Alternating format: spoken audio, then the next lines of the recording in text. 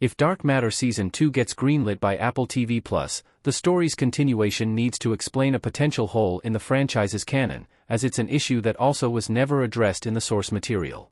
Based on a 2016 novel of the same name by Blake Crouch, Apple TV Plus made many tasteful changes and additions to the Dark Matter book, but it didn't resolve one nagging mystery. If the Dark Matter cast does return for another run of episodes, this would be the perfect opportunity to wrap up that particular loose end.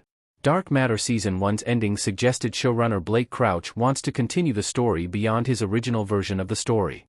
The finale, Entanglement, contained several hints and teases that would mean the saga being extended beyond the last page of the source material. With the novel now exhausted, Dark Matter Season 2 would be uncharted narrative territory for Blake Crouch. Hopefully, he also uses the opportunity to clear up a big component of the canon surrounding how Dark Matter's interdimensional travel works. How the box appears throughout Dark Matter's multiverse makes no sense. Blake Crouch also omits an explanation from his live-action Dark Matter adaptation. Jason 1 walks down an endless corridor inside the box in Dark Matter. Dark Matter Season 1 intentionally leaves several compelling mysteries in its wake, but it also fails to explain one massive enigma from the book. Crouch has clearly put a lot of thought into how Jason 2's box travels through various worlds. The author-turned-showrunner addresses everything from the box's relatively simple design, the compound needed to impact the pilot's perceptions, and even how the inside of the box transforms while in transit. However, what he's continued to fail to explain is how the box appears in every universe. The box doesn't travel like a traditional vehicle but rather suddenly allows its passengers to be immediately transported to another reality once they open the door from within. What's confusing is that Jason 2 is strongly implied to be the only version of the character to have developed the box, making it incredibly precious.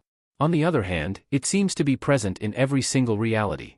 Even if it only materializes once the pilot opens the door from the inside, that means there is now another universe with a box, an occurrence that repeats itself countless times throughout the story.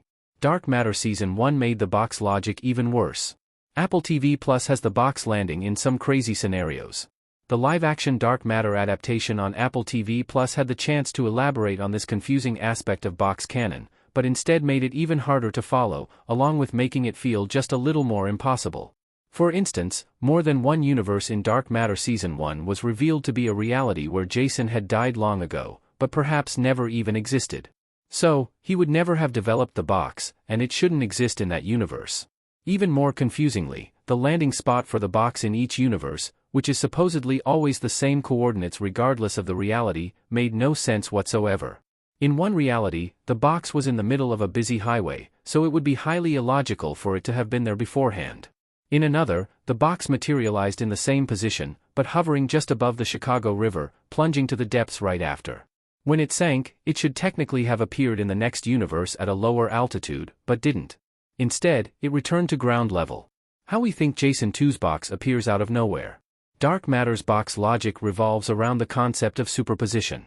If there is any solid logic to how the box materializes across the multiverse, it's yet to be shared with either the readers of the novel or Apple TV Plus' audience. However, other established parts of the sci-fi vessel's lore can be extrapolated to provide at least a token explanation for the box's growing presence in so many alternate realities. In short, it all comes down to the observer effect.